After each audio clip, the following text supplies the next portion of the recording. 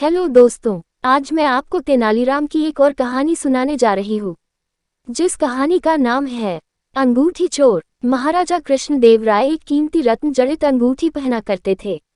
जब भी वह दरबार में उपस्थित होते तो अक्सर उनकी नज़र अपनी सुंदर अंगूठी पर जाकर टिक जाती थी। राजमहल में आने वाले मेहमानों और मंत्रीगणों से भी वह बार बार अपनी उस अंगूठी का जिक्र किया करते थे। एक बार राजा कृष्णदेव राय उदास होकर अपने सिंहासन पर बैठे थे। तभी तेनालीराम वहां आ पहुंचे। उन्होंने राजा की उदासी का कारण पूछा। तब राजा ने बताया कि उनकी पसंदीदा अंगूठी खो गई है और उन्हें पक्का शक है कि उसे उनके 12 अंगरक्षकों में से किसी एक ने चुराया है। चूंकि राजा कृष्णदेव राय का सुरक्षा घेरा इतना चुस्त होता था कि कोई चोर उचक्का या सामान्य व्यक्ति उनके नजदीक नहीं जा सकता था। तेनालीराम ने तुरंत महाराज से कहा कि मैं अंगूठी चोर को बहुत जल्द पकड़ लूंगा।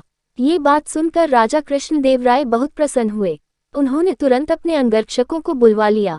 तेनालीराम बोले, राजा की अंगूठी आप 12 अंगरक्षकों में से किसी एक ने की है, लेकिन मैं इसका पता बड़ी आसानी से लगा लूंगा।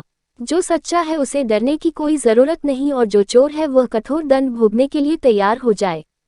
तेनालीराम ने बोलना जारी रखा, आप सब मेरे साथ आइए, हम सबको काली माँ के मंदिर जाना है। राजा बोले, ये कर रहे हो तेनालीराम, हमें चोर का पता लगाना है, मंदिर के दर्शन नहीं कराने हैं। महाराज, आप धैर्य रखिए, जल्द ही चोर का पता चल जाएगा। तेनालीराम ने राजा को सब्र रखने को कहा। मंदिर पहुंचकर तेनालीराम पुजारी के पास गए और उन्हें कुछ निर्देश दिए। इसके बाद उन्होंने अंगरक्षकों से कहा, आप सबको बारी बारी से मंदिर में जाकर मां काली की मूर्ति के पैर छूने हैं और फौरन बाहर निकल आना है। ऐसा करने से मां काली आज रात स्वप्न में मुझे उस चोर का नाम बता देंगी। अब सारे अंगरक्षक बारी बारी से मंदिर में जाकर माता के पैर छूने लगे। जैसे ही कोई अंगरक्षक पैर छूकर बाहर निकलता, तेनालीराम उसका हाथ सूंघते तैयार एक कतार में खड़ा कर देते। कुछ ही देर में सभी अंगरक्षक एक कतार में खड़े हो गए। महाराज बोले, चोर का पता तो कल सुबह लगेगा, तब तक इनका क्या किया जाए? नहीं महाराज, चोर का पता तो लग चुका है। 7वें स्थान पर खड़ा अंगरक्षक ही चोर है। ऐसा सुनते ही वह अंगरक्षक भागने लगा, पर वहां मौजूद सिपाहियों ने उसे धर दबोचा और कारागार में डाल दिया। राजा और बाकी सभी लोग आश्चर्यचकित थे कि तेनालीराम ने बिना स्वप्न देखे कैसे पता कर लिया कि चोर वही है।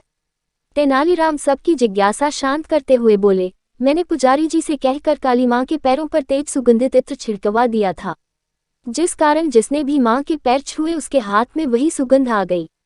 लेकिन जब मैंने 7वें अंगरक्षक के हाथ महके तो उनमें कोई खुशबू नहीं थी। उसने पकड़े जाने के डर से मां काली की मूर्ति के पैर छुए ही नहीं। इसलिए ये साबित हो गया कि उसी के मन में पाप था और वही चोर है। राजा कृष्णदेव राय एक बार फिर तेनालीराम की बुद्धिमत्ता के कायल हो गए और उन्हें स्वर्ण मुद्राओं से सम्मानित किया। तो आशा करती हूँ कि आपको ये कहानी अच्छी लगी होगी। एक नई कहानी के साथ आपसे फिर मिलती हूँ। Okay, bye and take care. और हाँ दोस्तों, लाइक, कमेंट, सब्सक्राइब और शेयर करना न भूलें।